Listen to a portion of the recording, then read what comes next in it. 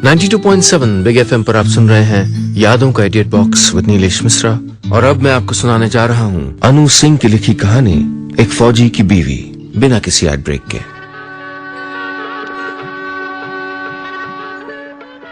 शादी की 5वीं सालगिरह आने को है और लगता है जैसे कल ही की तो बात है कि सलीम हमारे घर की चौखट पे आके खड़े हुए थे। अतीक भाईजान की शादी में मेहमान बन के आए थे उनके स्कूल के दोस्त सलीम। दरवाजे पे अपना एयर बैग और सूटकेस लटकाए, आंखों पर काले चश्मे डाले, तीखी नाक, गोल चेहरे और घुंघराले बाल वाले इस लंबे चौड़े शख्स की खुशामदीद के लिए घर की सारी लड़कियां जमा हो गई थीं। उन लड़कियों में से एक मैं भी थी।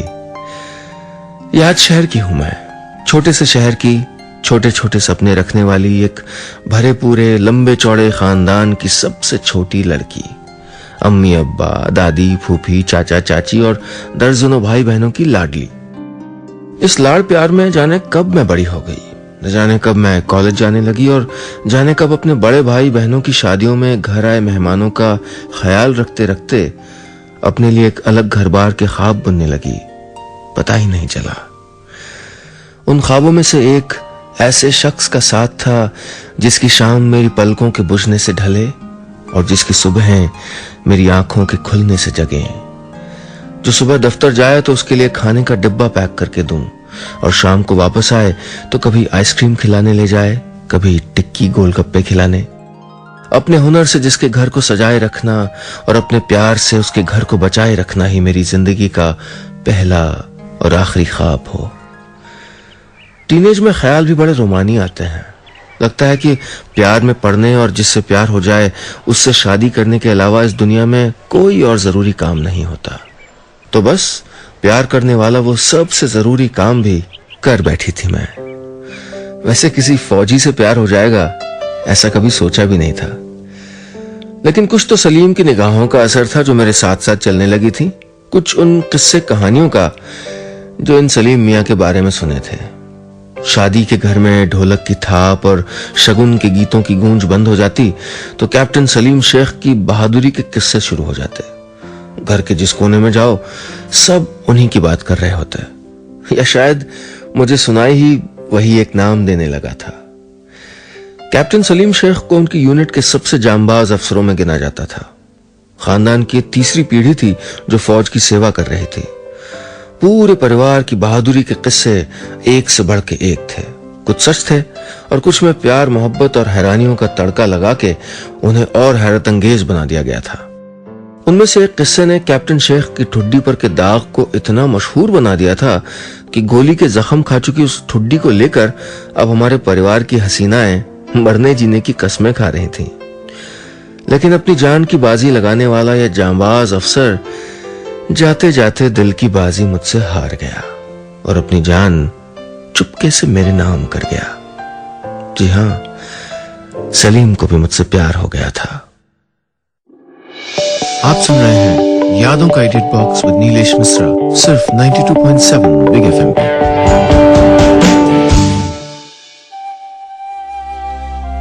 शादी के उस भीड़ भरे माहौल में कब कैसे हमने आंखों ही आंखों में इतनी सारी बातें कर ली थी, अब सोचती हूं तो हैरान रह जाती हूं। इससे पहले कि मेरे पहले प्यार की पहली खुमारी जरा सा भी उतरती, सलीम की ओर से अतीक भाईजान के हाथों संदेशा अब्बू तक पहुंचाया जा चुका था। मेरे लिए डॉक्टर और इंजीनियर रिश्ता तलाश कर रहे अब्बू पहले तो नहीं तैयार हुए, फिर मुझसे जवाब तलब किया गया। लड़का फौज में है, ये अब्बू का सवाल था या मुझको बता रहे थे, मैं समझ नहीं पाई। जी जानती हूं, मैंने डरते डरते कहा था। निभा पाओगी?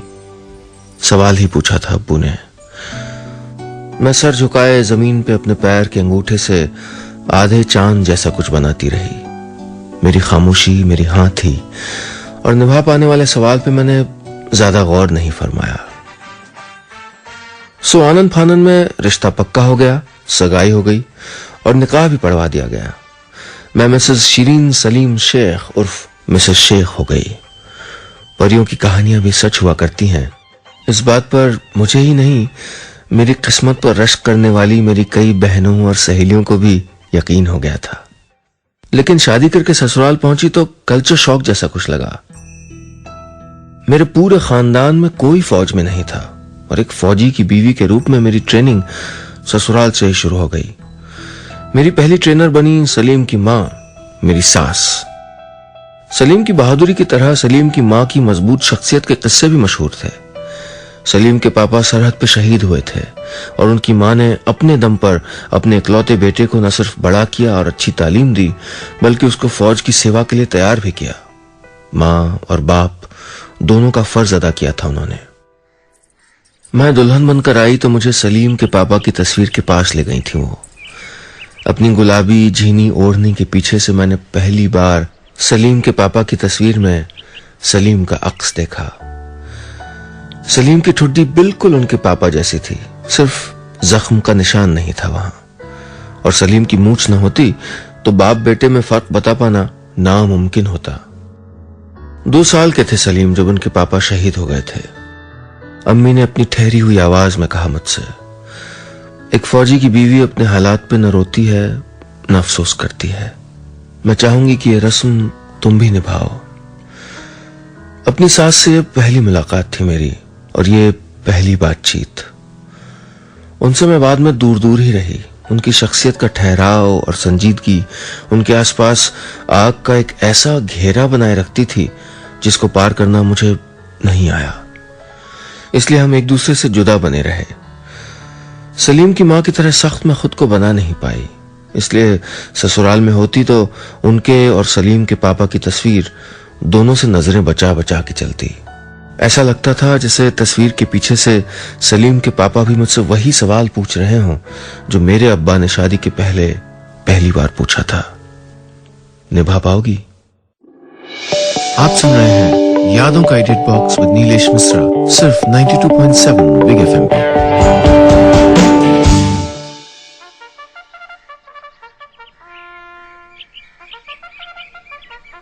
शादी के 4 साल बाद तक सलीम के साथ उनकी पीस पोस्टिंग्स पर सब ठीक से ही निपटा रहा। एक यंग ऑफिसर की यंग पत्नी का स्वागत फौज अपने तरीके से करती है। उसको अपने माहौल में ढाल पाने के लिए हर तरह के वो तरीके अख्तियार किए जाते हैं जिससे फौजी की बीवी को फौज अपना मायका भी लगे, अपना ससुराल भी। मुझे अंदाजा ही नहीं था कि फौज की जिंदगी इस कदर हसीन हो सकती है। सुबह चाय की प्याली के साथ शुरू हुए दिन में सलीम के प्यार की चीनी ऐसे घुलती कि दिन भर मेरे आसपास मिठास बनी रहती। हमारी 2 पीस पोस्टिंग्स आई इस बीच, लेकिन हमारा रूटीन नहीं बदला। सलीम दफ्तर जाते और लौट के आते तो पूरी शाम हम साथ ही काटते। उनके दफ्तर जाने के बाद सुबह का समय माली के साथ बागीचे में फूल लगवाने और लॉन की कटाई छटाई में बीतता। दोपहर धोबी से सलीम की यूनिफॉर्म धुलवाने और इस्त्री करवाने में। शामें अक्सर क्लबों और पार्टियों में कटती। मुझको खाना पकाने और खिलाने, घर की सजावट करने का शौक था और मेरे सारे शौक बखूबी पूरे हो रहे थे। दिन का जो खाली वक्त बच भी जाता वो आर्मी वाइव्स एसोसिएशन की मीटिंग्स में गुजर जाया करता। कितनी खुशगवार थी जिंदगी, तो फिर मैं निभा पाने के सवाल से क्यों कतराती रहती थी? निभ ही नहीं रहा था, बल्कि यहां तो अपने फौजी और फौज दोनों से ऐसी मोहब्बत हो गई थी कि लगता था इन दोनों के बगैर जीने का कोई और तरीका मुझको आता ही नहीं। 4 साल कैसे गुजर गए मालूम ही नहीं चला। लेकिन ऐसी सुकून भरे रंगों से सजी जिंदगी पर कभी कभी काली परछाइयां भी घिराया करती हैं। मैं भूल गई थी कि अमन चैन बनाए रखने के लिए कुदरत की कई दुश्वारियां झेलते हुए, कई मुश्किल हालातों में, कई मुश्किल जगहों पर फौज तैनात होती है और सलीम को भी ऐसी किसी मुश्किल जगह भेजा जाएगा।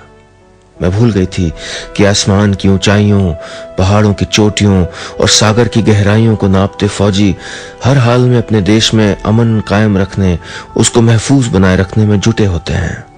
मैं भूल गई थी कि बॉर्डर पे होना फौजी का सबसे बड़ा सपना होता है और फर्ज अदा करते हुए अपनी जान की बाजी लगाने में ही उसकी शान होती है। मैंने भी कई ऐसे किस्से सुने थे।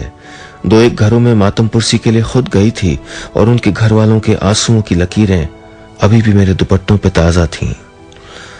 अब इम्तिहान की ऐसी ही एक घड़ी मेरे अपने दरवाजे पे दस्तक दे रही थी। शादी के बाद सलीम की पहली फील्ड पोस्टिंग आई। उनको 1 साल के लिए ग्लेशियर पे भेजा जा रहा था, दुनिया के सबसे ऊंचे मैदान जंग पर। आप सुन रहे हैं यादों का edit box with Nilesh Mishra, सिर्फ 92.7 बिग एफएम पे।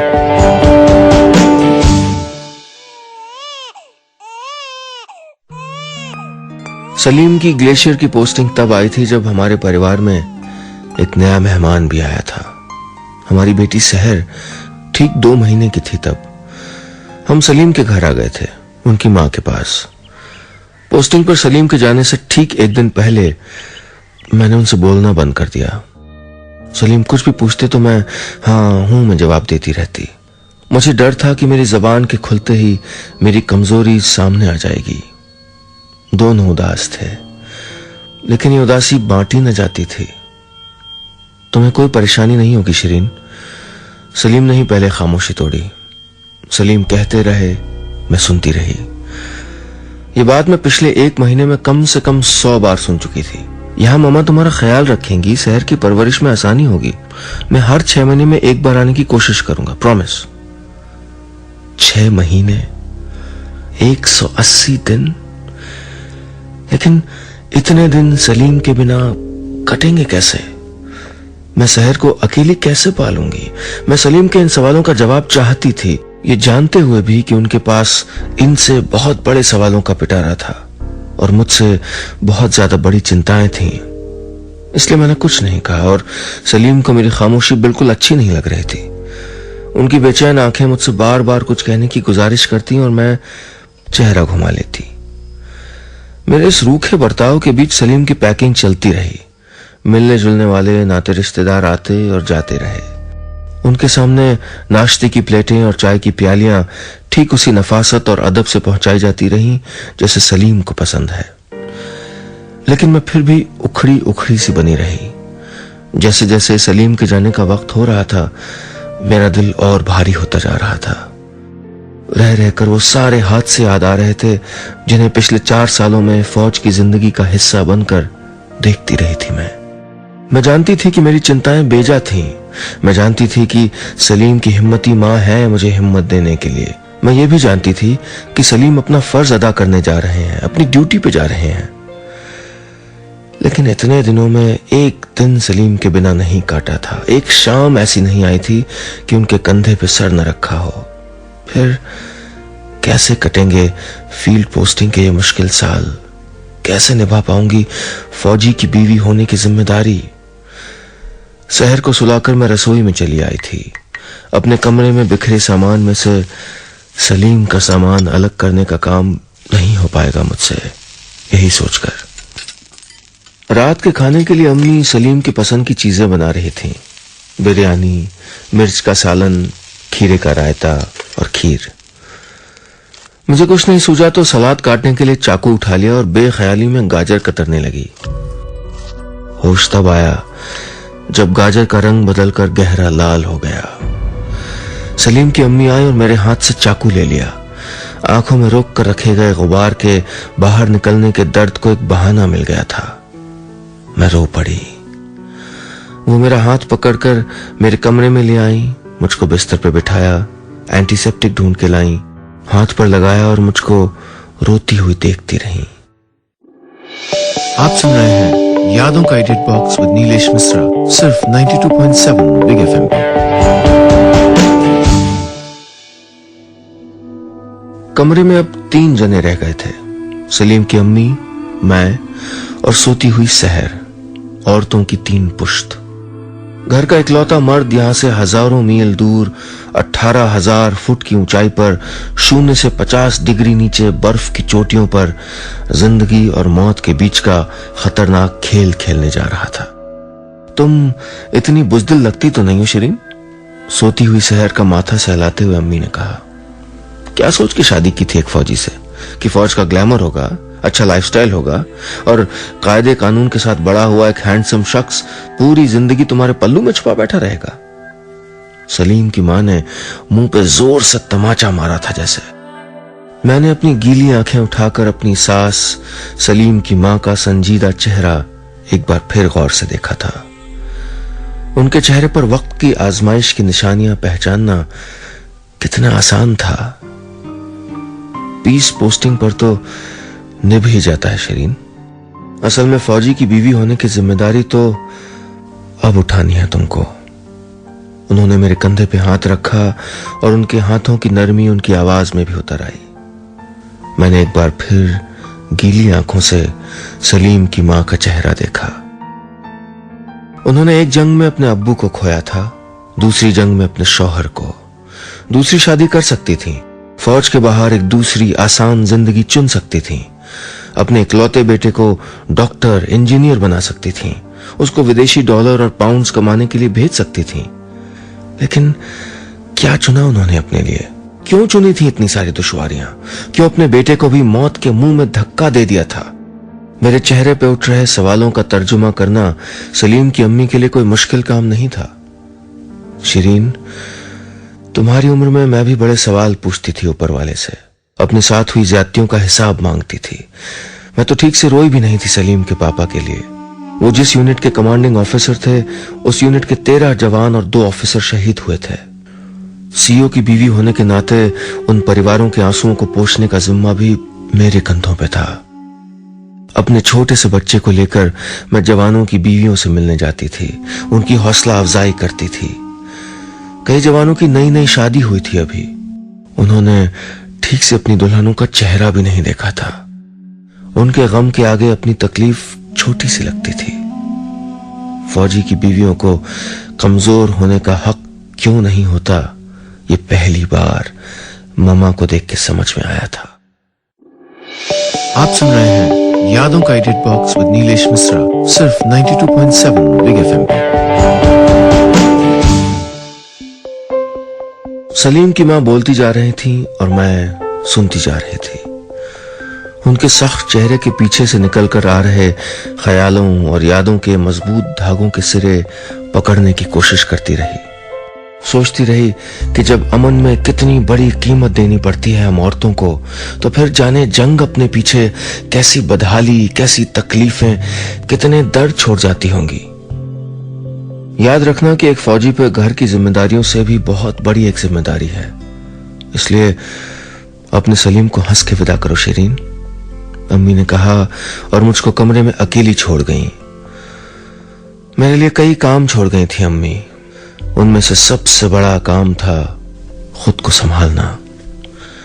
सलीम को सुबह निकलना था और मेरे पास तैयारियों के लिए बस कुछ घंटे बाकी थे। सलीम का सामान समेटना था, उनके काम के लायक सारी चीजों को इकट्ठा करना था और अपने दिल को कड़ा करना था। शहर के उठने और सलीम के कमरे में लौट आने के पहले मैंने उनकी पूरी पैकिंग कर दी थी। गर्म कपड़े, दस्ताने, ऊनी मोजे, खाने पीने की कुछ चीजें, चॉकलेट्स, ड्राई फ्रूट्स, शहर, मेरी और माँ की कुछ तस्वीरें और एक रुमाल जिस पे सलीम का नाम रंगीन रेशमी धागों से काट के लिखा था मैंने। सलीम की पैकिंग करने के बाद उस रात देर तक माँ और मैं दोनों घर में से कई पुरानी मैगजीन्स और किताबें ढूंढ ढूंढ के निकालते रहे और कार्टन्स में पैक करते रहे। जवानों के लिए ये हमारी ओर से एक छोटा सा तोहफा था जो हम सलीम के साथ भेज रहे थे। सिमटे सहेजे हुए कमरे में अपने सामान को रखती अपनी सहेजी सिमटी हुई बीवी को देखकर सलीम के चेहरे पे जो राहत आई, वो मेरे लिए 5वीं सालगिरह का सबसे बड़ा तोहफा थी। सलीम के हाथ में रंगीन कागज में लिपटे हुए कुछ पैकेट्स थे, कुछ और तोहफे, नई साड़ी और कुछ किताबों के साथ उनमें एक डायरी भी निकली और एक फाउंटेन पेन भी। हर रोज एक पन्ना लिखना मेरे लिए शिरीन। जब शहर पहली बार बैठे तब लिखना, उसका पहला दांत आए तब लिखना, तुम्हारे सर में दर्द हो तब भी लिखना, मां से किसी बात पे रूठ जाओ तब भी लिखना। सलीम ने डायरी मेरे हाथ में दी और हंसते हुए कहा। सूरज के निकलने से पहले सलीम के विदा लेने का वक्त आ गया। वो अपने पापा की तस्वीर के सामने खड़े थे। वहीं ममा ने सलीम की ठुड्डी पर के जख्म को छुआ और अपने बेटे का माथा चूम लिया। अपनी वर्दी में तैयार सलीम ने घर से निकलने के पहले शहर को गोद में लिया और कहा, मैं अब तुझे घुटनों के बल चलते देखने के लिए लौटूंगा। गाड़ी में बैठते हुए सलीम ने पूछा था मुझसे, निभा पाओगी? मैंने कहा था, एक फौजी की बीवी हूं, हर हाल में निभा लूंगी। बस इतनी सी थी ये कहानी।